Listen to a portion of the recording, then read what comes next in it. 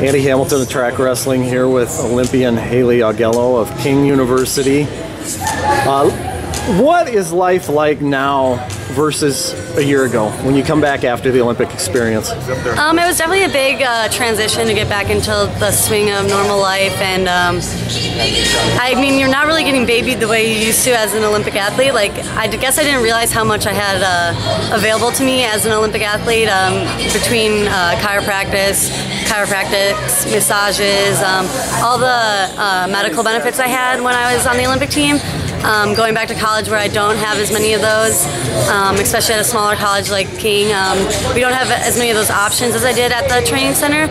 So definitely getting back into the swing of things, getting my body used to training without as much recovery as I had.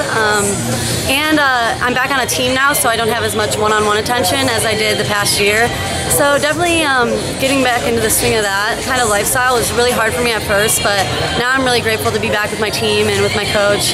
And it's been good for me. It's been a reality check to realize that when you make an Olympic team, it's only that Olympic team. It's not like I'll be an Olympian for life, but that was my Olympic team, and now I'm on the hunt for another one, and that's what's important. And I think getting back to normal life really opened my eyes to that I have to stay on the hunt and not get comfortable at number one. I have to stay there. This is the ultimate team event.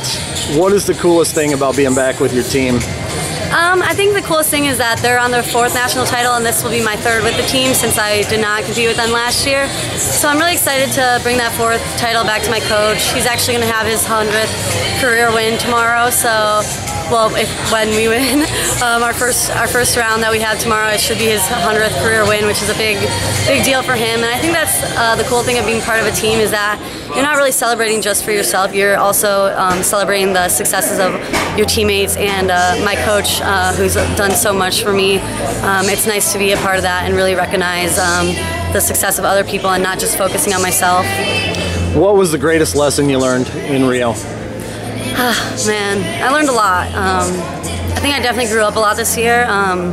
Definitely one of the biggest heartbreaks I've had in wrestling, but it taught me how to persevere and just keep going.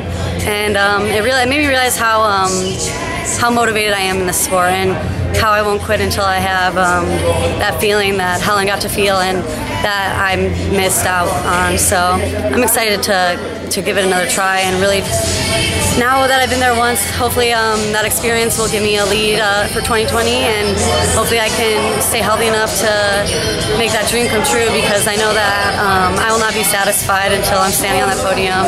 And being in Rio, I think I learned that for myself. I always wanted to be an Olympian, I always wanted to be an Olympic champ, but I think actually being there really hit me hard, like in the heart, that that's what I want, and I'm going to keep trying until I get that.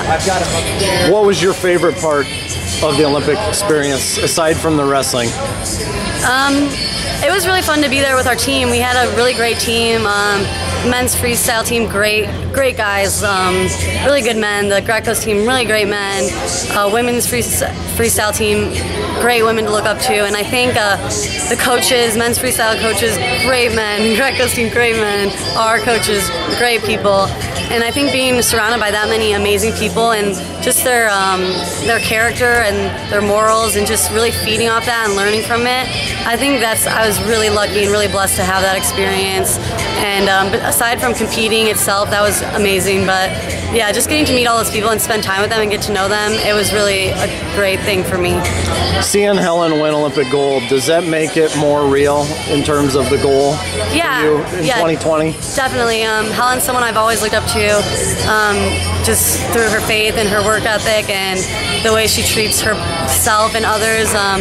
So seeing her win and seeing someone so real and someone so Helen's opened up to me, and I got to see a little bit inside of Helen's real life, and seeing someone so real and so vulnerable win and like put their heart out there and just go out there and win, it was really an amazing thing to see and to be a part of. And it was really an awesome experience for her and for all of us women here in America to have our first gold for the women's.